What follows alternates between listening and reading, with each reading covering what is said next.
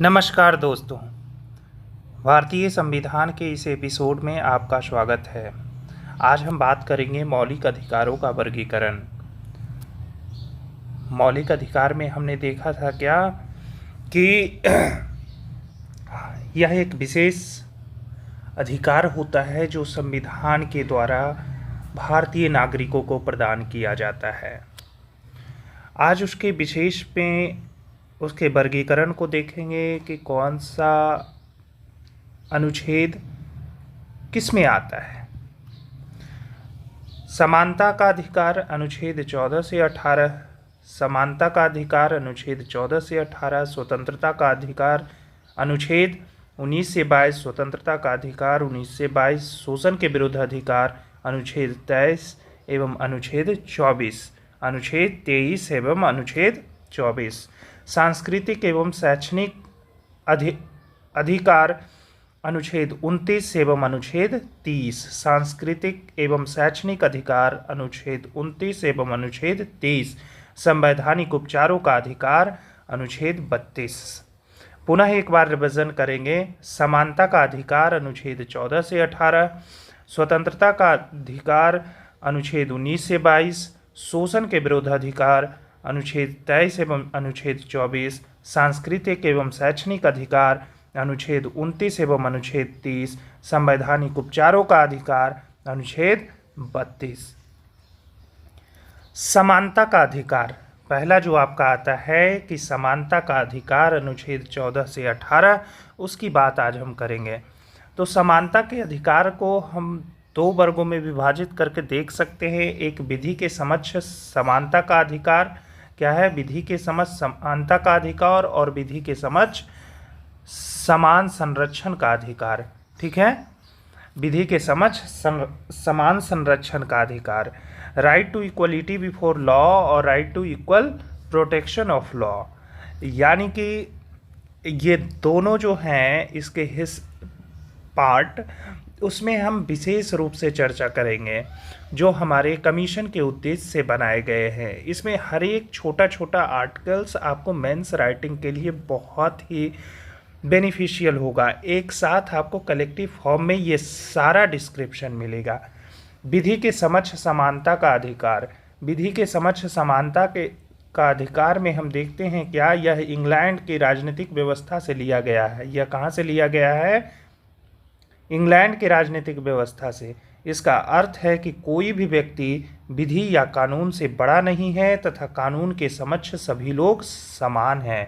कोई भी व्यक्ति विधि या कानून से बड़ा नहीं है तथा कानून के समक्ष सभी लोग समान हैं। विधि के समक्ष समानता का तत्व विधि का शासन पर आधारित है। विधि के समक्ष समानता का तत्व विधि का शासन पर आधारित है। विधि का शासन सिद्धांत यूनानी दार्शनिक अरस्तु ने प्रतिपादित किया था। विधि का शासन कौन दिया था? अरस्तु ने प्रतिपादित किया था। अरस्तु का मानना था कि विधि का शासन मनुष्य के शासन से हमेशा बेहतर होता है। आप देखते हैं अपने प्रैक्टिकल लाइफ में कि जो नीतिगत व्यक्ति होता है, जो नीति प्रिय व्यक्ति होता है, भले ही सामने वाला कुछ बातों को लेकर के नाराज हो जाता है, लेकिन जो विधि में सत्य है, विधि का जो विधान होता है, वही व्यक्ति का अंततः प्रिय लगता है। हाँ, कुछ नज़रअंदाज करके जहाँ हम चलते हैं तो उसका कहीं ना कहीं हमें परिणाम भी देखने को मिलता है। तो अरस्तु का क्या मानना था कि विधि का शासन मनुष्य के शासन से हमेशा बेहतर होता है। आधुनिक युग में भी कुछ ऐसे प्रोफेसर्स थे जिन्होंने इसको परिभाषित किया है, उसमें प्रोफेसर डाइसी का नाम आता है। आधुनिक युग में विधि के शासन का सिद्धांत को प्रोफेसर डाइसी ने परिभाषित किया है।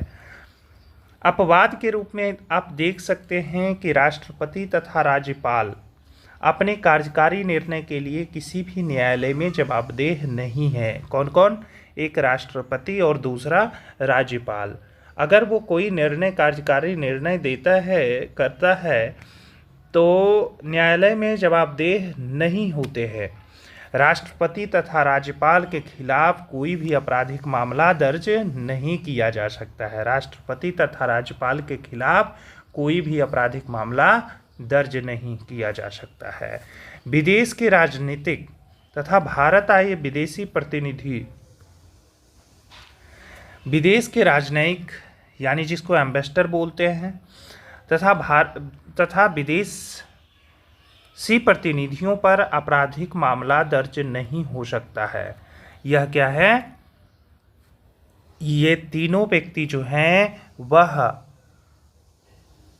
किसी भी केस से मुक्त हैं।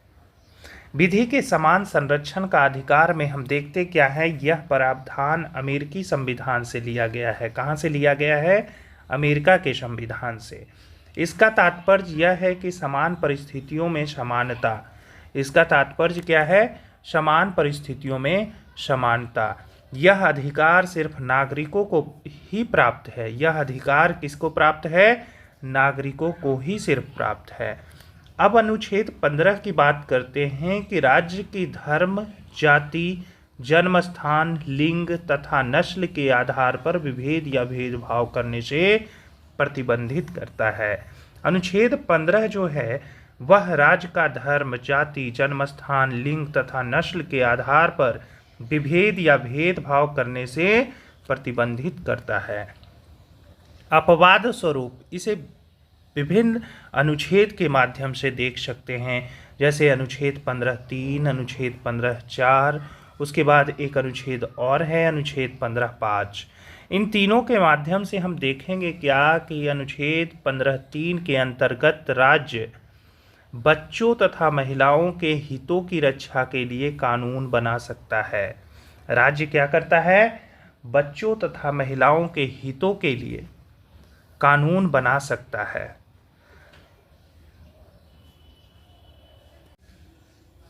अनुच्छेद 15(4) के अंतर्गत राज्य अनुसूचित जाति तथा जनजातियों समेत शैक्षणिक तथा सामाजिक रूप से पिछड़े वर्गों के लिए विशेष प्रावधान बना सकता है।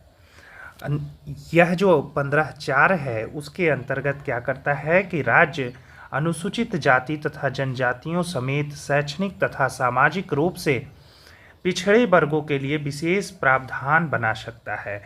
अनुच्छेद 5 के अंतर्गत उच्च शिक्षा में अन्य पिछड़े वर्गों के लिए आरक्षण का प्रावधान है। 15(5) में क्या है? अंतर्गत उच्च शिक्षा में अन्य वर्गों के लिए आरक्षण का प्रावधान।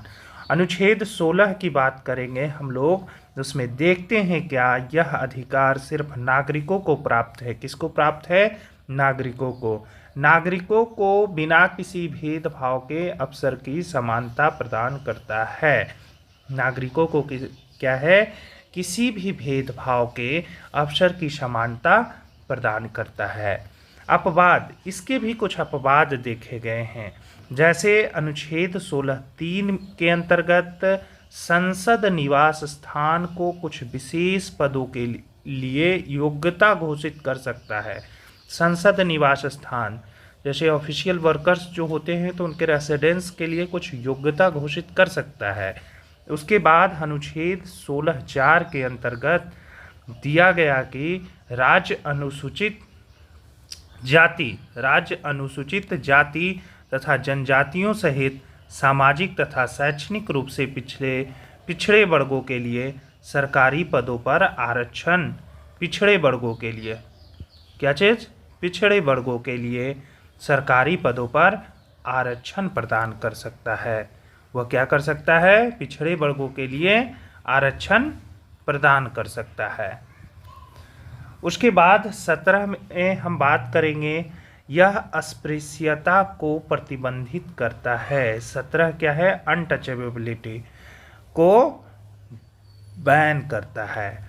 उसके बाद 18 में हम देखते क्या है कि यह उपाधियों को समाप्त करता है। 18(1) राज्य को उपाधि प्रदान करने से प्रतिबंधित करता है। राज्य को क्या है? उपाधि प्रदान करने से प्रतिबंधित करता है।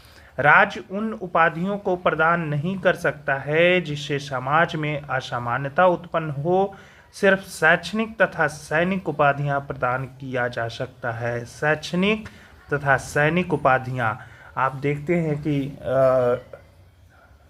रिसर्चर की जो डिग्रियां होती है और बहुत सारे शैक्षणिक डिग्रियाँ उपाधियाँ जो व्यक्ति को प्रदान किया जाता है और सैनिक उपाधियाँ प्रदान किया जाता है। ठीक है, धन्यवाद।